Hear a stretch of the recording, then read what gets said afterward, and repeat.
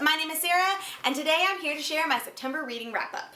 This was a slightly lighter reading month than August was. I read 8 books instead of the 10 that I read in the month of August, but 8 books is still a lot to get through, so let's get started. First up, The Sonoma Diet by Dr. Connie Gutterson. Yes, it's weird that I'm talking about a diet book, but I mostly just wanted to say I read this book so that you wouldn't be like, she said she read 8 books and she only talked about 7.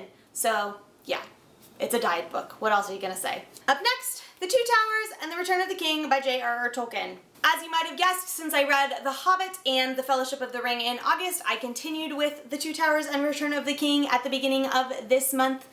Two Towers gets 4.75 out of 5 stars, and The Return of the King gets 5 stars from me. There's a little bit more action, or a lot more action really, in this one than The Fellowship of the Ring, which I know a lot of people really appreciate.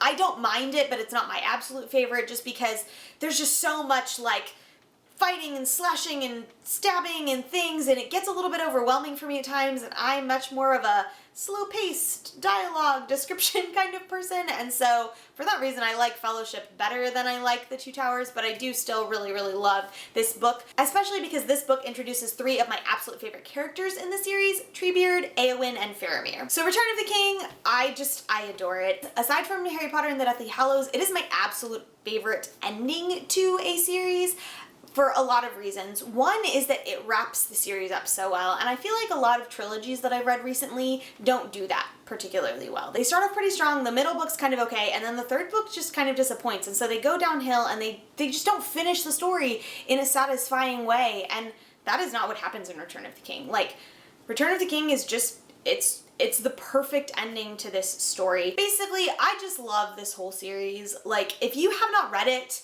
you absolutely should. I recognize that Tolkien is hard for some people because of the amount of description he has, but if you are a person who loves fantasy or books in general that happen in a world other than our own, you have to read this story. Tolkien's world building is second to none. I love this series to pieces because it's just, it's wonderful.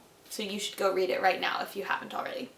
Up next, A Wrinkle in Time by Madeline L'Engle. So I was in this sort of weird position after I finished The Lord of the Rings, where I had a couple of books that were coming that I'd ordered from Barnes & Noble, and I was waiting for them, and I wanted to read something quick sort of in the middle, and so I decided to pick A Wrinkle in Time up because it's been a few years since I last read it, and it's one of my absolute favorites. It starts on a dark and stormy night, and that's literally the first line of the book, which I love that she used such a cliche started to a story, but it's so perfect. The story follows a girl named Meg and her brother Charles Wallace. Their father disappeared several years ago, and they wind up meeting these 3 women, sort of, Mrs. Who, Mrs. Whatsit, and Mrs. Witch, and along with their friend Calvin, they go on an adventure to find their father, save him, and bring him back to Earth. This is one of my favorite stories ever. It's the book that first launched me into loving the power that stories have, and it was just delightful to reread it.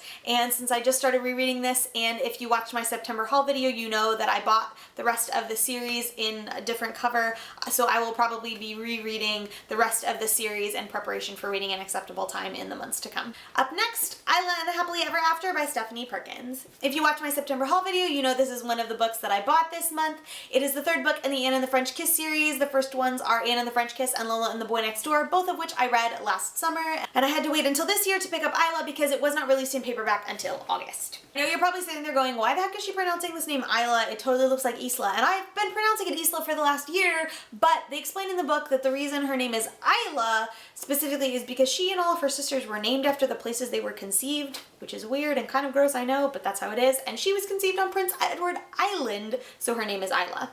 The story follows a girl named Isla Martin, I think is her last name, and her relationship with Josh, a boy that she has had a crush on basically since her first year at the American school in Paris. In general, the best way to describe this is it's just one of those cute, happy, you know, sort of sappy, romantic, cheesy books that you read when you just want a book that makes you happy. One theme that she does bring out in this book, though, that I really did appreciate was that in romantic relationships, you have to let someone love you. It sounds really easy, and I know, and lots of people say like, I just want to be loved, but like actually being loved genuinely by someone is really scary sometimes, and it's almost easier to like hurt yourself and push that person away than it is to give them the possibility of taking your heart and then breaking it. Also, just FYI, I know I mentioned in my September haul video that I was going to be doing a full video review on Isla next week. I've changed my mind on that, mostly because I realized as I was getting ready for this video that what I just said pretty much sums up all of my thoughts on Isla. It was cute, it was fun, it wasn't the most amazing book I've ever read, but there are some cool themes that she wrestles with, but beyond that, it's just a happy book. Up next, The Little Paris Bookshop by Nina George. All I knew about it before I read it was that it's about a guy named Monsieur Jean Perdue who runs a bookshop in Paris and calls himself a literary pharmacist. So he will prescribe you books for whatever ails you. That's all the information I had going in, and that's sort of what you start the book assuming, that that's really what it's going to be about. But you learn pretty quickly that it is much more like the best way I can describe it is like a coming of age story, like 20 years later.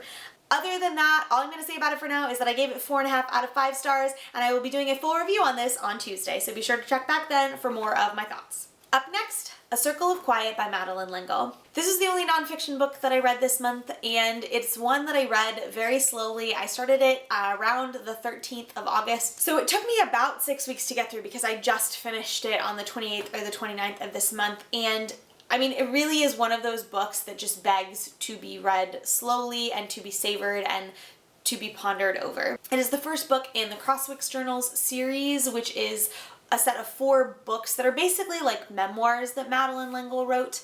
And in it, she talks about everything from faith and writing and the creative process to raising kids and how this world works and developing relationships with people. I gave it 5 out of 5 stars because it just completely blew me away. I will be doing a full review of this within the next couple of weeks because it's one that I really want to dive into a bit more than is economical for a wrap-up video. So be sure to check back within the next couple of weeks for my more extensive thoughts on this lovely, lovely book.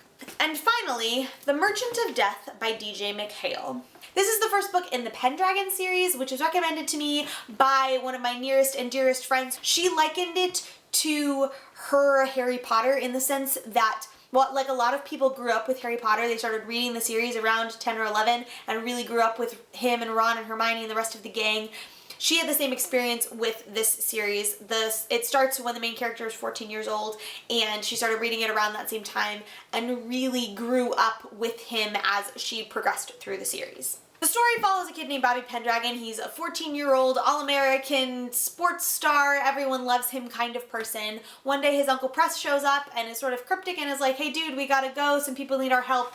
And so he takes him to an abandoned subway station, and Bobby basically jumps through a wormhole and finds himself in the land of Denderon. It's there that he learns the territory is on the brink of civil war, and he is what's called a traveler. So he can jump between different territories, and this evil dude, Saint Dane, is trying to topple everything by bringing all of the territories to a tipping point where they are just plunged into chaos. Bobby, as a traveler, has to work with his Uncle Press and the other travelers that he meets to stop Saint Dane from destroying the universe. We flip-flop back and forth between a first-person perspective where Bobby is writing a journal of everything that is happening to him, and then third-person perspective where his friends Mark and Courtney have received these journals and are reading about everything that's happened to him and then are trying to figure out what the heck they do with this information that they have. I liked the third-person parts better than I liked the first-person parts, but there was just something about the first-person